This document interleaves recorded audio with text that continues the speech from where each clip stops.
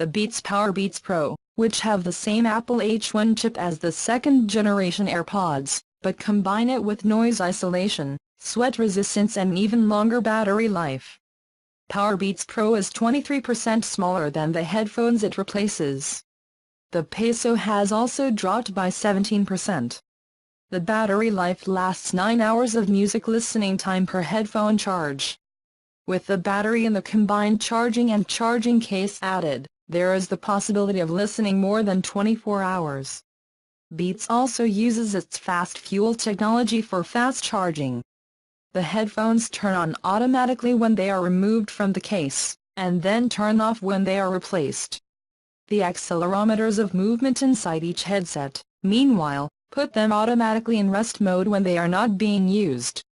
Long-range and short-range optical sensors can control automatic playback/pause as you carry them in and out of your ears, as well as automatically answer and direct a phone call. Beats has also implemented a new voice detection accelerometer, and there are 2 beam-forming microphones in each handset. That promises to filter the background noise like the wind.